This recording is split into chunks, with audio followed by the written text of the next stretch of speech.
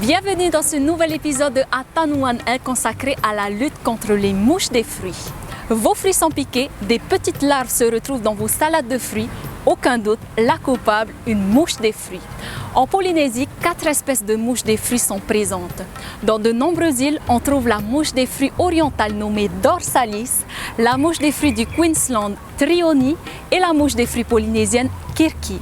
La mouche des fruits du Pacifique Xanthodes n'est présente qu'à Rurutu et Rimatara. Elles attaquent de nombreux fruits cultivés comme les goyaves, les mangues, les bananes, les agrumes, mais aussi les tomates, les poivrons, autira et les mapés. Nous allons voir dans cet épisode comment lutter contre ces ravageurs. Mais d'abord, voyons comment les mouches se développent. Les mouches femelles piquent les fruits pour y pondre leurs œufs. Une fois éclos, les larves mangent l'intérieur du fruit. Le fruit piqué va alors pourrir et tomber au sol.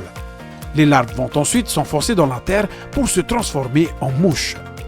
Quelques jours plus tard, les jeunes mouches sortent de la terre. Elles vont s'accoupler et les femelles vont aller piquer de nouveaux fruits. Pour une lutte efficace, il faut casser ce cycle à plusieurs niveaux. La première chose à faire est de ramasser et détruire les fruits piqués tombés au sol, au moins une fois par semaine, y compris les autera et les mapés, car ils sont eux aussi piqués.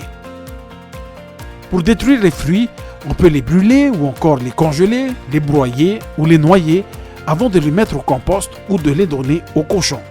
Cela permet de détruire les larves et donc la prochaine génération de mouches des fruits.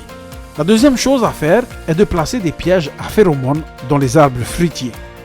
Ces pièges imitent l'odeur des femelles prêtes à s'accoupler. Ils vont attirer et tuer les mouches mâles et limiter ainsi les accouplements et la reproduction des mouches. Les pièges peuvent être confectionnés à partir de bouteilles en plastique dont le dessus est retourné en entonnoir. De l'eau savonneuse est placée au fond du piège.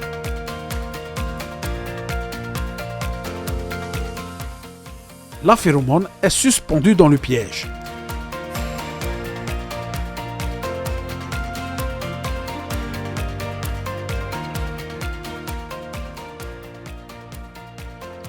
Les mouches mâles attirées par la phéromone entrent dans le piège. Elles ne peuvent plus en sortir et meurent noyées dans l'eau savonneuse à cause de la forme en entonnoir. Les phéromones sont en vente dans les magasins de jardinage. Il en existe 2 différentes, le culure pour Trioni et Kirki et le méthylogénol pour le Dorsalis et Xanthodes. Il faut placer une seule phéromone par piège et placer les pièges sur des arbres différents. Pour un jardin familial, un piège de chaque suffit. Pour un verger, comptez 2 pièges méthylogénol pour 1000 m² et 3 pièges culure pour 1000 m². Pensez à renouveler l'eau du piège régulièrement. Pour les pièges qui ont capturé des mouches, pensez à renouveler la phéromone selon les recommandations du fournisseur. En résumé, pour lutter contre les mouches des fruits, pas besoin de pulvériser des pesticides. Il faut juste ramasser et détruire les fruits piqués toutes les semaines et installer des pièges à phéromones tout au long de l'année. Vous pouvez retrouver toutes ces informations et plus encore sur le site internet de la Direction de l'Agriculture. À vous les bonnes salades de fruits! Nala!